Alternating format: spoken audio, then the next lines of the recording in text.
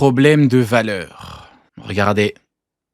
Le visage de la honte. Là, vous vous dites que cet homme, bien sous tout rapport, grand héros, vient de sauver des civils, vient d'empêcher un massacre. Et non, il vient de frapper Marco, qui vient libérer son petit-fils. Oui, mesdames et messieurs. Moi, je suis là. Vous savez pourquoi on a voulu me faire taire? Parce que je dis des choses que les gens ne veulent pas dire. Parce que les gens ont peur de dire ces choses-là. Moi, j'en ai rien à foutre. Vous pouvez admirer le visage de la honte. L'homme qui sourit et qui rit. Ha, ha. Bon, j'avoue, un peu déçu par le traitement d'Erox. Pourquoi? La semaine dernière, c'est vrai qu'on a eu des scènes un peu épiques où on a vu l'intégralité des lieutenants. Rendez-vous compte, hein. S'il frappe pas Marco et que Marco parvient à libérer Ace, la guerre est finie, tout le monde rentre chez soi. Hein. Donc le conflit est fini. Sauf que, monsieur décide de collaborer. Seul problème, c'est que c'est trop facile. D'Erox faire un 1-1 contre Xebec et perdre un Big Mom, Kaido, Barbe Blanche, c'était des scènes qui étaient assez... J'aurais aimé un petit peu plus de... Vous voyez, que ce soit un petit peu plus compliqué, genre Garp qui a un flashback avec Sengoku qui s'est cosplayé en Nika, Sengoku qui vient à poil et qui dit à Garp, je t'investis d'une mission divine, soit un collabo. Vous voyez? Mais le problème, c'est que t'as Garp qui parle avec Dragon et il dit t'es une merde, t'es un collabo. Il a dit oui, je sais, au revoir, quitte la marine. C'est épique, mais émotionnellement, j'attendais un petit peu un final où chacun d'Erox explique un petit peu les tenants et les aboutissants de ses choix et notamment la raison pour laquelle ils ont fondé les Yonko. Il en est rien. Les Rocks vont se séparer. En ce qui concerne les lieutenants les moins significatifs, quand je pense à Shiki, quand je pense à Capitaine John, quand je pense à Genzu, ok, ils se séparent vraiment. Shiki. Sans dire grand chose, ça fait déjà plusieurs chapitres qui se disputent pour les trésors, je peux comprendre que chacun décide de faire sa route, il n'y a rien, il n'y a pas de problème. Mais en ce qui concerne les généraux Big Mom, Kaido, Barbe Blanche, je m'attendais à un petit peu plus d'explications, un peu plus de verbes concernant déjà leur séparation, le fait qu'ils laissent leur capitaine en demi-réversi démon sans ne rien tenter, et surtout, pourquoi... Ouais, en fait, Newgate, je pense qu'il était déçu. Il a pas compris le truc un petit peu démoniaque, le changement. Il est déçu, il s'est dit, putain, dans les arrêts de jeu, il est là, il veut me fumer. Il s'est dit, bon, tant pis, je me barre. Hein. Ça se voit, tu vois que l'homme est déçu, tu le vois. Bien, est-ce qu'ils ne se sont pas alliés dans le futur? Mais après, ça a été un moyen scénaristique pour le dégager du combat. Parce que si tu rajoutes Newgate avec les deux autres, bon, c'est déjà forcément... Pour aller combattre Im-sama, pour aller venger leur capitaine. Quand on voit le personnage de Kaido et celui de Big Mom, ils vont rester sur cette célèbre phrase, cette célèbre fracture. Big Mom qui dit à Kaido, eh bien tu as une dette envers moi parce que celui-ci lui a volé son... Putain, j'aime trop One Piece, hein. C'est incroyable. Elle a dit t'as une dette, on se reverra un de ces quatre. Ils se sont revus, ils ont fait un échange de coups, le ciel... Que le ciel soit loué. Du démon, puis tous les deux se séparent. J'aurais aimé avoir quelque chose d'un peu plus... C'est tellement devenu des machines. Bien émotionnel concernant ces deux pirates et surtout concernant leur capitaine. Mais encore, je peux passer l'éponge sur Kaido et Big Mom parce que chacun a quand même des objectifs assez personnels. Kaido cherche la puissance. C'est pour ça que pendant tout le flashback, il cherchait un fruit du démon, un fruit du démon, un fruit du démon. Ouais, celui qui permettait de les rassembler, c'est Xebec. Hein. Quand Xebec il met un coup de pied dans la gueule à Kaido, quand Shiki il fait le con avec eux et que y a la marine qui vient, il dit arrêtez de faire les cons, on va combattre la marine. C'est Xebec qui les maintenait. Malheureusement, dans les arrêts de jeu... Big Mom, elle est centrée et focus uniquement sur le développement de sa famille. Ça nous l'a été bien expliqué. Elle veut des fruits du démon pour les donner à ses enfants. Mais celui... Oh là là là là, l'image, elle est incroyable. Xebec, Captain John... qui semblait le plus proche de Rox et qui, aujourd'hui, est la source de mon indignation, c'est que le ciel soit loué.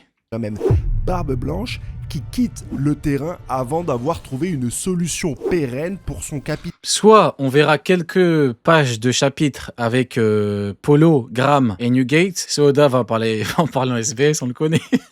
Il va dire en SBS, oui, Polo Graham a combattu avec son fils de 7 ans, avec Barbe Blanche, puis il est mort en bataille, et après Barbe Blanche s'est dit, je vais prendre tous les enfants des gens, c'est sûr, obligé. D'avoir même constaté potentiellement. Pourtant, il te fait 3 chapitres, on mange. Hein. Qui va dire non? Honnêtement, qui va dire non? Qui va dire non, je paye pas? Moi, je paye. Hein. Que celui-ci était mort et qu'il n'y avait plus rien à faire, il décide de partir de son côté. Alors ok, il rencontre le père de Marco, c'est significatif, ça donne un petit clin d'œil. Ah, j'aime trop.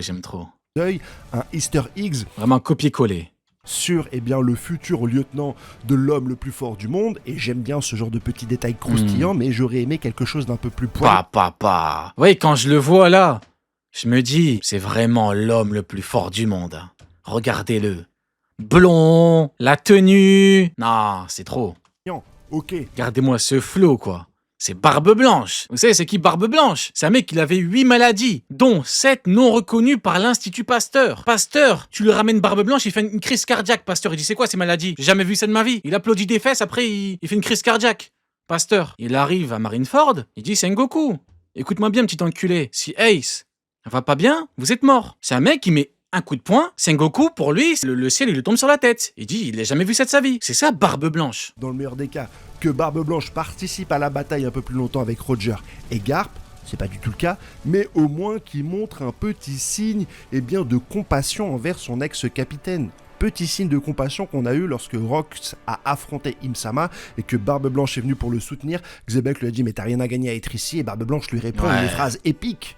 Tu m'as payé des coups à boire, donc je suis... Peut-être la meilleure scène du flashback, j'en ai bien peur. Hein. C'est peut-être la meilleure scène du flashback. Pourtant, il y en a eu des scènes de fou. Hein. Ah, quoique, Xebec devant Imu, c'est pas pareil. On va l'enlever, c'est hors catégorie. Vous voyez, c'est hors catégorie. C'est comme quand Oden, il a dit Blanchounet est quelqu'un d'incroyable, mais Roger est hors catégorie. Bah, c'est pareil, hein, on va dire hors catégorie. Mais quand il a dit t'es avec moi, bien sûr, je suis avec toi. Bien sûr, c'est trop. Bien obligé de te suivre, capitaine. C'est ce genre de truc qu'il nous faut en poster, vous voyez? C'est ce genre de truc. Arrêtez de nous faire des posters de merde et faites des vraies choses.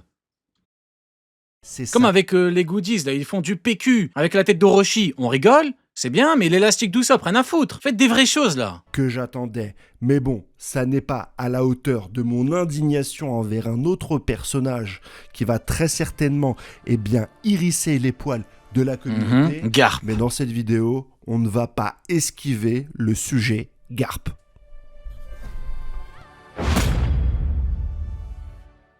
Bon, on va parler du combat final Garp-Roger contre Xebec, c'est pour ça qu'on est là, c'est le climax de God Valley, mais je ne vous cache pas que derrière cette affiche, je suis un petit peu déçu, notamment... Qui est déçu par le combat? Maintenant qu'on a un petit peu plus de recul, hein? C'était il y a quoi? Il y a eu une pause? Ouais, on a eu une pause, ouais. Qui est déçu par le combat? Allez, dites-moi un petit peu, dites les vrais termes, là. Oui, non?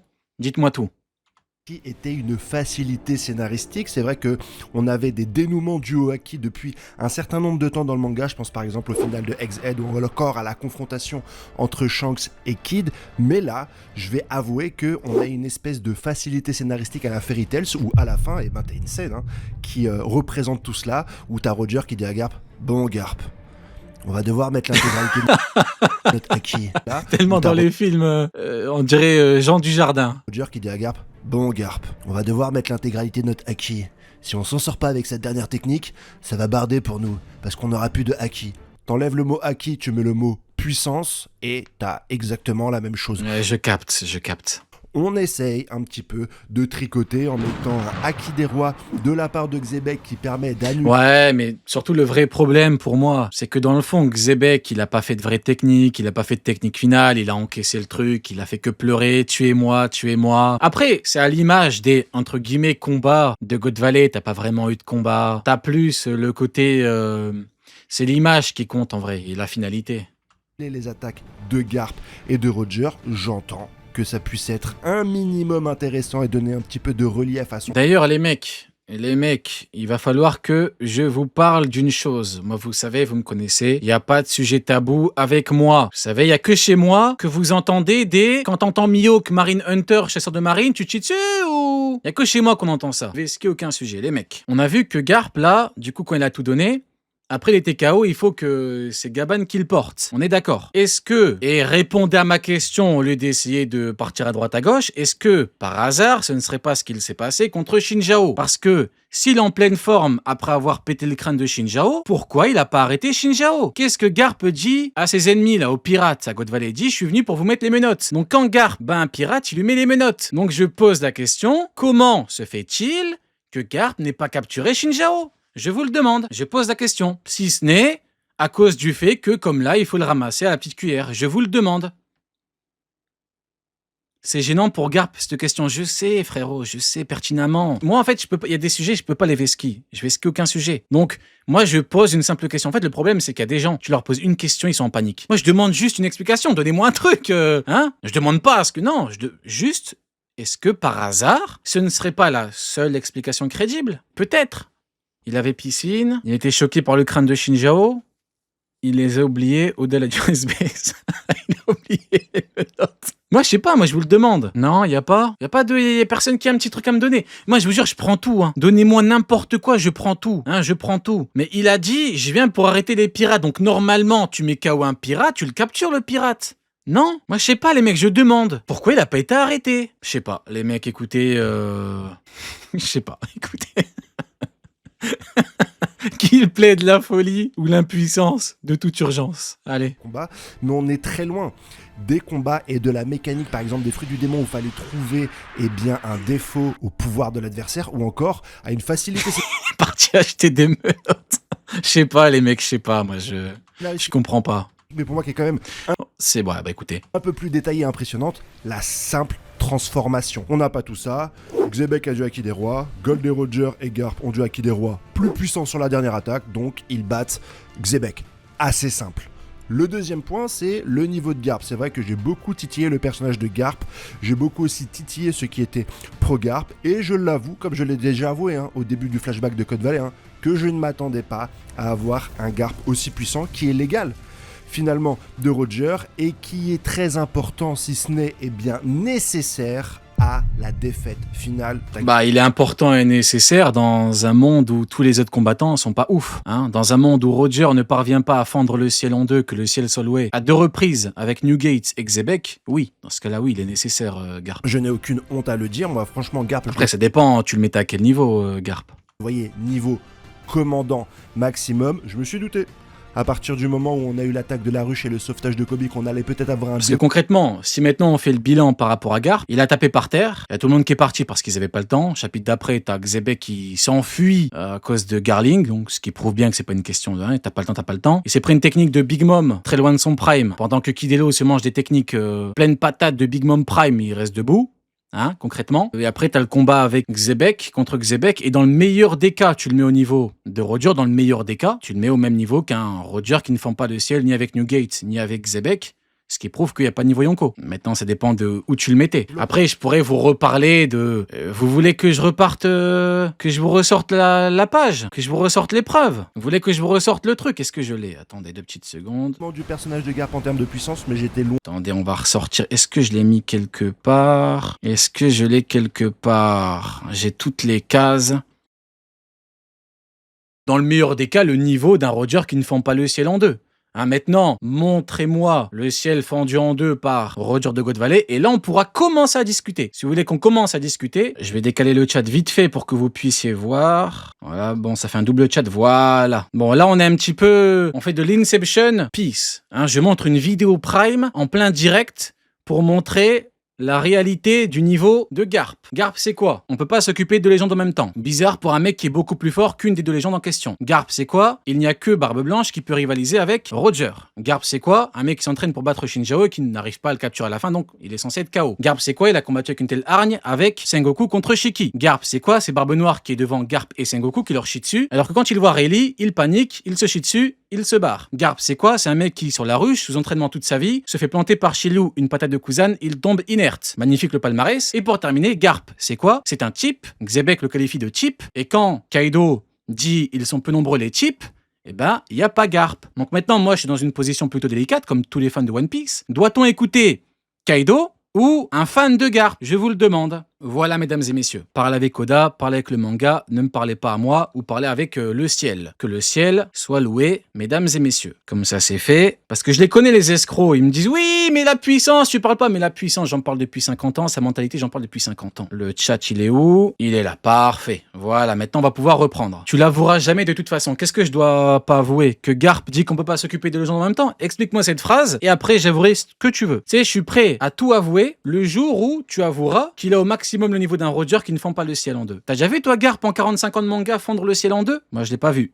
Tu l'as vu, toi? Eh oui, les mecs. Parce que je les connais, ils vont me dire, oui, mais la puissance, t'en parle pas. Allez parler avec Oda, allez parler avec Garp. C'est quand même des gens qui sont pas d'accord avec Garp, qui avoue lui-même qu'il est incapable de gérer 2 légendes en même temps avec toute la marine, qui me disent, à moi, que j'ai pas compris, hein. Vous défendez un mec qui n'est pas d'accord avec vous. On est chez les fous. Allez, on y va.